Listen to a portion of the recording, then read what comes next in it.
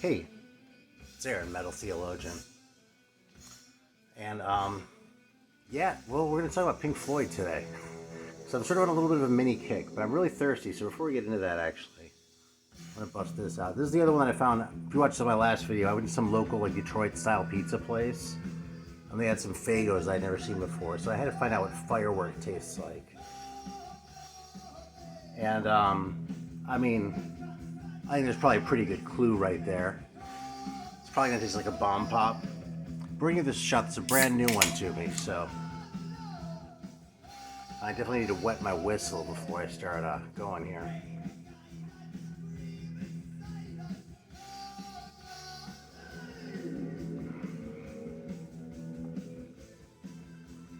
Yeah, it tastes like a bomb pop, which is funny because it's not as cold, because it's been in the fridge, but it's not like frozen, like when you're sucking on one of those popsicles and like getting the brain freeze and shit.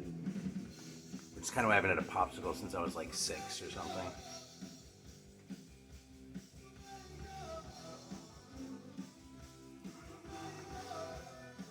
Yeah, it's pretty fucking good actually. I would totally drink this again. So, and no brain freeze either, so yeah, there we go. So, yeah, so it's funny. I sort of found myself in a little bit of a mini Pink Floyd kick. A couple nights ago, I was watching something. I don't know.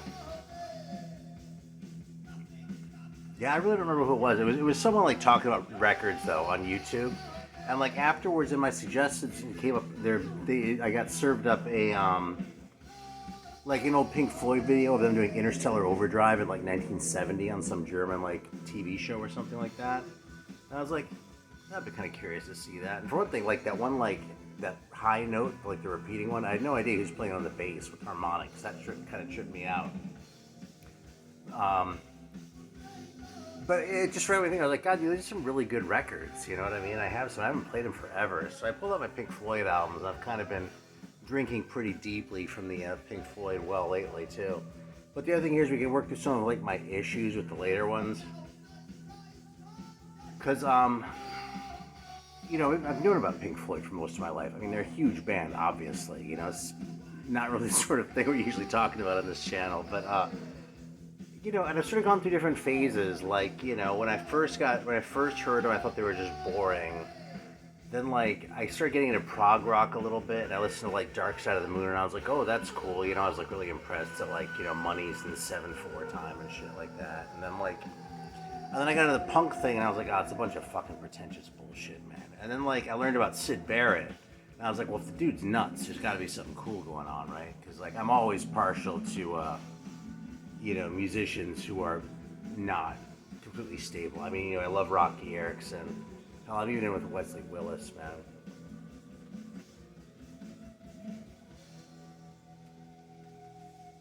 So, yeah, and then so I got straight out of that shit. I was kind of like, oh, well, I forgot about Syd Barrett, and I was like, oh, okay, well, the Syd Barrett stuff is kind of cool, And then I, went, well, the fucking Syd Barrett shit is cool, but there's some pretty good shit on like Saucerful of Secrets and that too, right? So I kind of kept moving forward.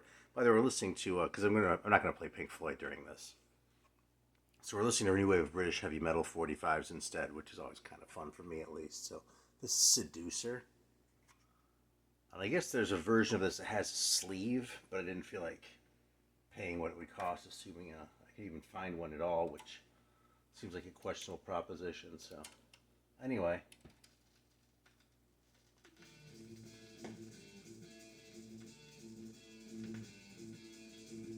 Yeah, so like I sort of went on to that. I started getting more into like the next few records, which are really like the space rock records, which so it kind of makes sense as far as like my taste sort of looking back, And my favorite one for the last few years has probably been Meddle. I guess we can go through them one by one anyway then, but at the same time as I was getting more into metal, I kind of went, some of that fucking Syd Barrett shit is corny, dude. I mean, like, Bike is a pretty fucking cringe song, if you're honest about it, you know what I mean? Like, Arnold Lane and shit like that even. I mean, it's kind of just pop songs that are, like, kind of quirky a little bit. So I was like, I don't need to hear any fucking 60s pop. But I've been listening to this shit again this week, and I'm like, no, this shit's actually all really good. So, That's just how it is. So I've been reassessing like a lot of my assumptions about bands and music and records anyway.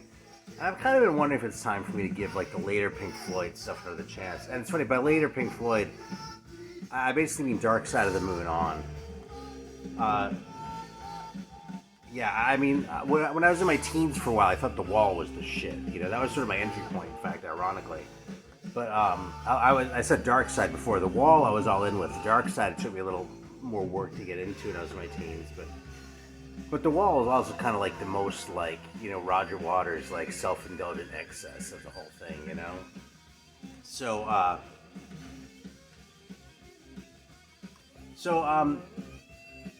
yeah, so The Wall I've probably heard enough times in my life at this point. But like Dark Side of the Moon, Wish You Were Here, Animals, I mean those are like major albums and I've heard them all, but I haven't heard any of them recently, you know, and I haven't given a shit about any of them in a long time at this point. So I'm sort of wondering if maybe I should give another chance. So we'll see. If so, I'll be like reporting back and saying, hey, I got this copy of Animals and I think it's fucking fantastic now, you know, in spite of myself. But I wouldn't bet on it. Maybe. We'll see. I don't know.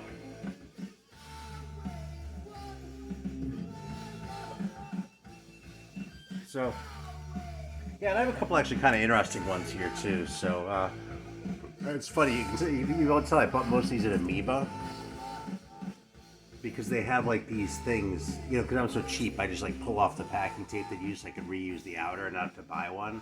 But they put these fucking like security things in there. So this is a reissue that I actually got. Most of these are like not like first pressings and shit, but this is my copy of A Piper at the Gates of Dawn. It's funny. I know there's a version of it that's kind of sought after that instead of Astronomy Domine has See Emily play on it, and it's like an early Tower pressing if I'm not mistaken. And there was a point where I was looking for that one because I was like, because I thought that one was the cooler one to have.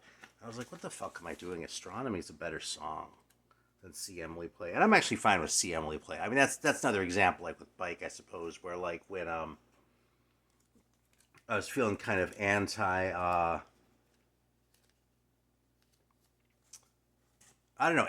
know, cornball 60s pop or whatever, and it was the Shiva 45 with the talk box, which always cracks me up. So I can savor that while we're talking about this other shit too. Anyway, I sort of went, yeah, what the fuck was I thinking? Astronomy Domine is a better song anyway. So fucking get the one with the better song on it, you know, and the other one will be on a comp.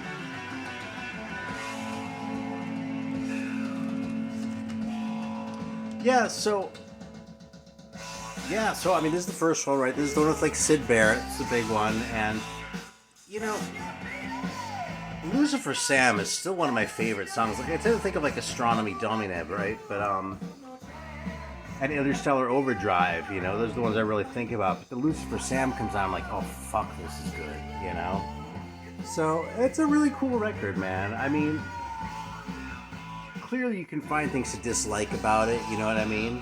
Because I've done so. But I've done that like in successive waves over time and still found myself on the side of liking this record. So, you know, who am I kidding if I mean, who am I denying, I should say, if I decide to sit here? I'm only denying myself. So fuck it, I'm going to sit here and enjoy it because it's a really good record. And I still like the fact that Syd Barrett was kind of nuts. I mean, obviously not like in a schadenfreude kind of way, right? But like,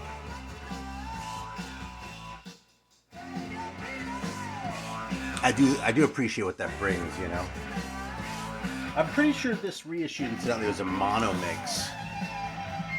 I'm sure there's a way to tell based on the catalog number. But yeah, for a while it seemed like they were doing that with a few of these things, and I bid on some of them. I got a mono of speaking of crazy people, of Easter Everywhere by the 13 Floor Elevators too. Never really noticed a ton of difference, but you know.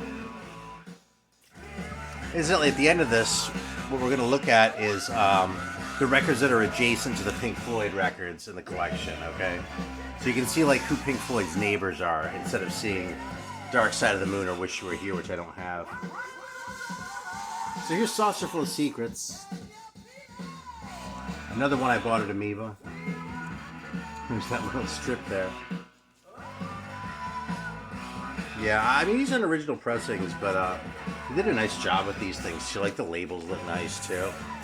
I don't really know much about these, but I probably bought these 20-ish years ago, something like that. You know, they were reproducing those UK Columbia labels and shit, so there's a little care going into these guys. There's actually a scuff on this thing that I probably did myself somehow, and I don't know how, but it bums me out a little bit.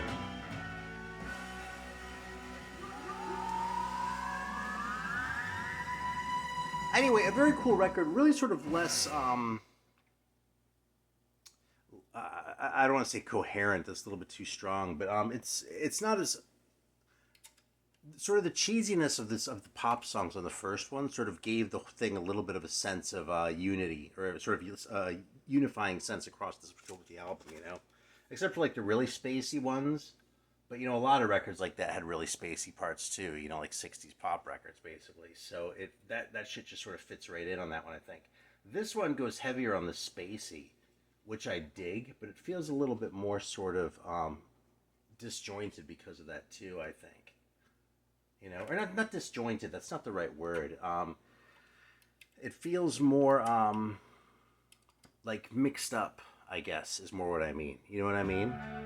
Like, it's not that it doesn't have a flow, because it does have a flow, and it has a flow that kind of works, but it's just not quite as, it's not quite as dialed in as on the previous record, you know? Yeah, so this is More, and this is not a later reissue. You can tell by the thicker cardboard on this one. But I did get it at Amoeba. Anyway. A lot of this record kind of washes over me. Like, when this record is good, like the Nile song and shit like that, it's really good, you know? And there's some other good parts on this, although I couldn't tell you what one song is from another one. And I just listened to this earlier today. Like maybe 2 hours ago. It's a cool record, but it's one that feels like a little bit more like a background record, which I guess makes sense if it's actually a soundtrack that it would do that. But I kind of wish that this would get out in your face a little bit more. You know what I mean? Because like with shit like Cirrus Minor with like the birds and shit like that, I feel like there's potential there, but it sort of gets lost in like the bird noises, and you know, then by the time the Nile song kicks in, you don't give a shit about it anymore. So yeah, I think this is a Harvest press. Let's take a look. Oh no, it's one of these Capital ones. Look at that. There you go. It has a Harvest logo on the thing, but that makes more sense because, I mean, based on the thickness of the cardboard, this is an American pressing of this. Anyway, for a long time, these were like the 3 Pink Floyd records that I kept around, incidentally. I had reasons that I could have explained to you at the time, probably, but don't really make any sense to me at this point, so that's the way it goes. So when I went on this little mini kick, actually, a couple days ago, this was actually the first one I pulled out. I'm going to take it out of the outer so y'all can see it. Because this is kind of a cool pressing of Ummagumma here. With the picture of Roger Waters' girlfriend in there and shit, too. I think this is a really good record, man. In a way, this was really what I wanted to hear, because, like, it takes the spacey songs and plays them spacey as fuck, you know?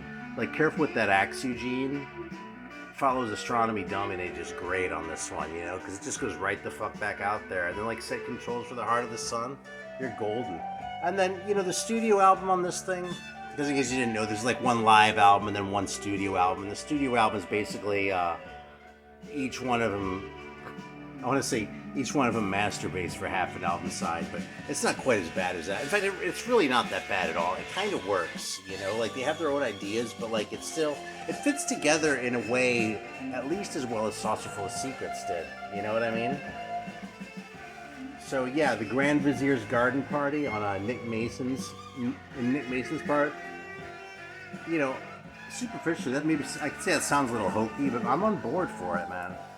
I really dig this record. In fact, this is the first one I pulled out the other day when I sort of went on this. And the other one I pulled out to follow it up with was this fucking masterpiece right here. So, yeah. Like I said, I'm in it for the space rock, you know?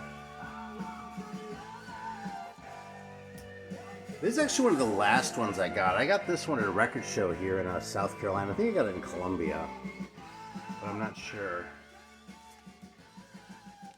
And, I kind of want to like this record more than I do, if I'm honest. I mean, there's the whole like thing with like all the brass and the big like sort of orchestration of this thing. It just feels like there's more there than needs to be there. It's like they had some decent ideas on this record. You know, decent enough for what's his name, that worm Andrew Lloyd Webber to rip off, right?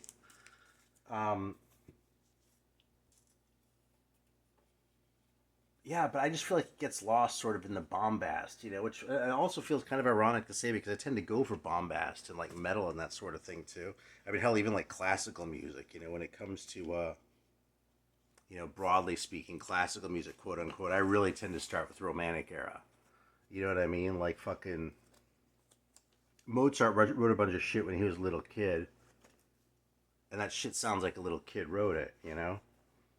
But you get into like Berlioz and shit like that in the 19th century, and you're like, oh, wait a minute, there's some fucking shit going on here. What are we gonna put on next? Let's put on this fucking Silverwing 45. See, I haven't played that one in a while, but I really haven't played any of these in a while, so.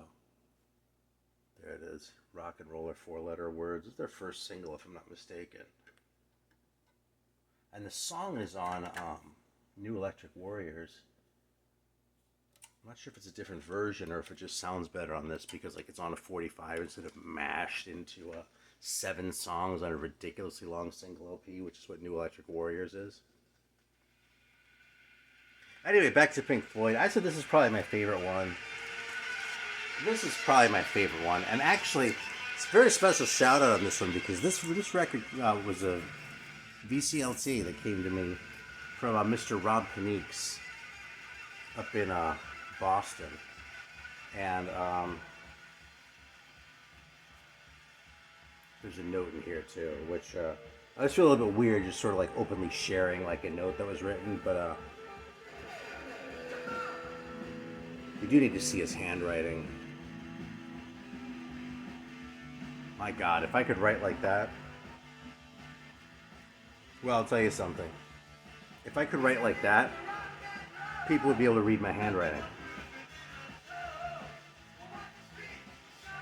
Anyway, this is a really cool record. Like everything that's sort of hokey about this one, quote unquote, I'm totally in on.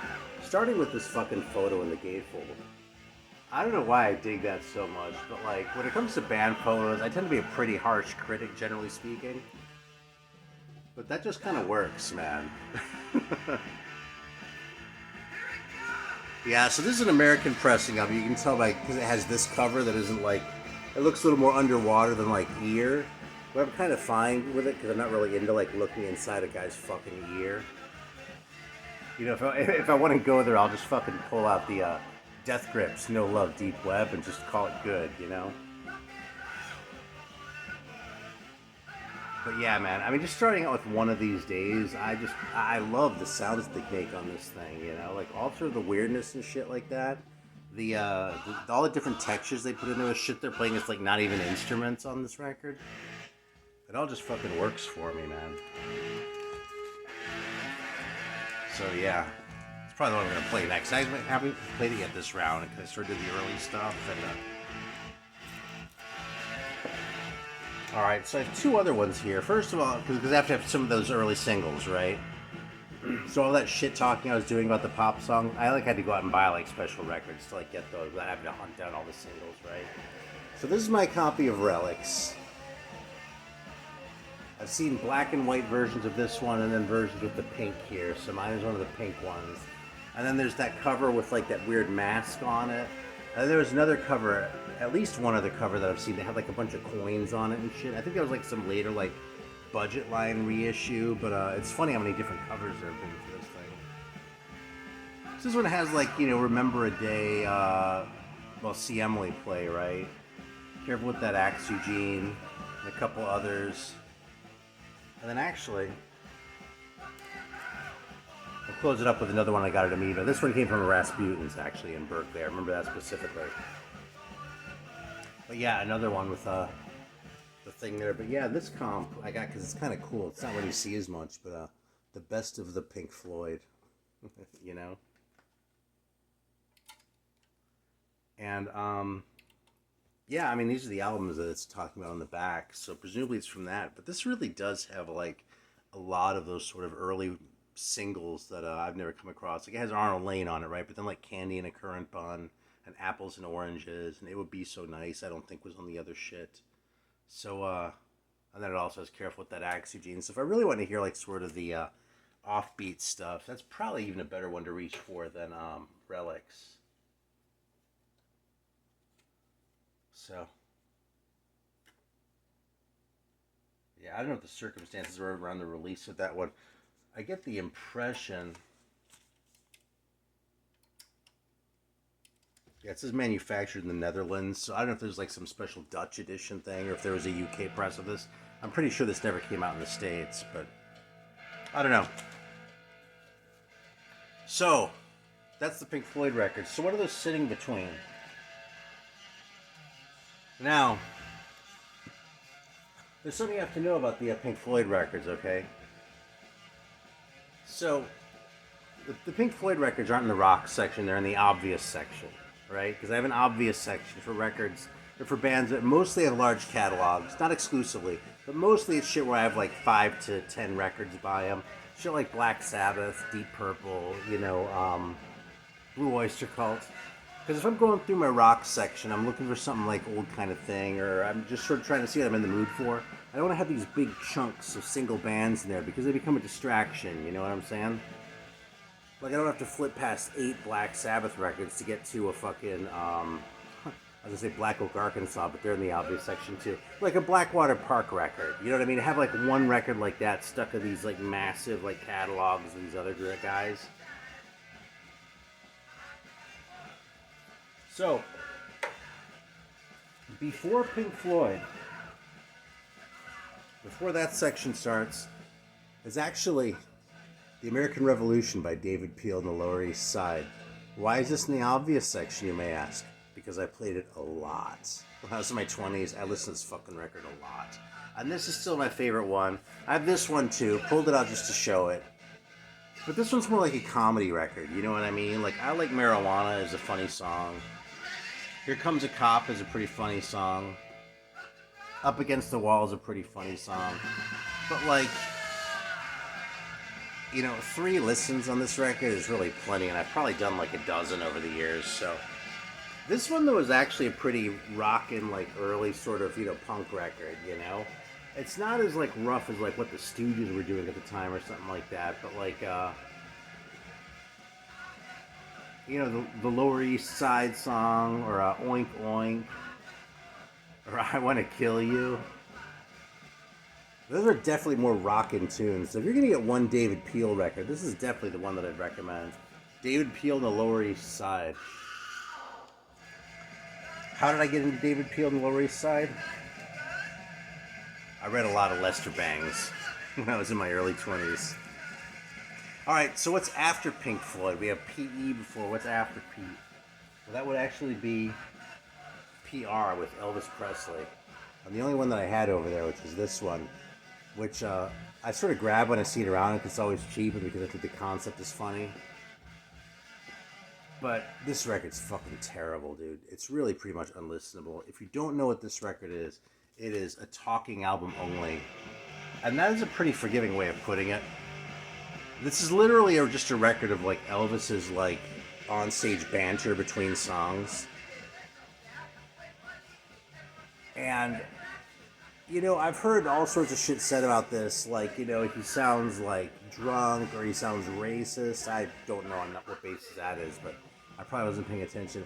More than anything, dude, it's just fucking boring. It's like, it's funny that this exists. It's funny that they actually tried to sell this to people. Especially because it's from 1974, so you know that Elvis was like, this isn't 1958 Elvis, you know?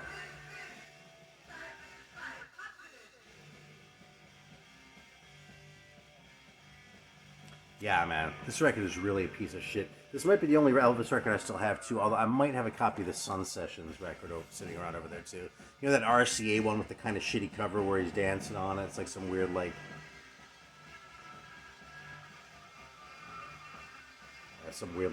drawing or something like that. It's not a good cover in any case. Alright, so that's where Pink Floyd sits. Now, I thought that y'all might be wondering, if I did have Pink Floyd just in the rock section, who would it be between? And I'm going to start with who comes after who would theoretically come after Pink Floyd, because this one, you know, this could be a lot of things. And it's actually Assassin by Pinnacle, which is a pretty solid hard rock record. I love the fact that Assassin is spelled wrong too, by the way. Yeah, this is just like, as far as I know, they were a one-off band. It says this record should be played at the maximum volume your speakers will allow. And you know, it's a fucking like early 70s like hard rock record, and it's really good, you know.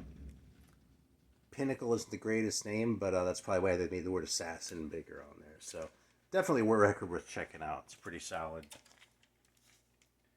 And who's before Pink Floyd in the stacks? I'm actually going to drag this out. I'm going to let you think about it, because the fact is, you should fucking know. You really should. If you've been watching my channel for a while, there's really only one thing that could be there.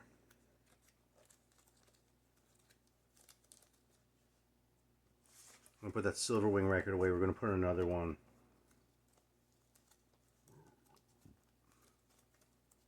And then we'll let it out. What do you want to hear? I guess I'm going to play this one. Speed, Man in the Street. This is a great fucking 45.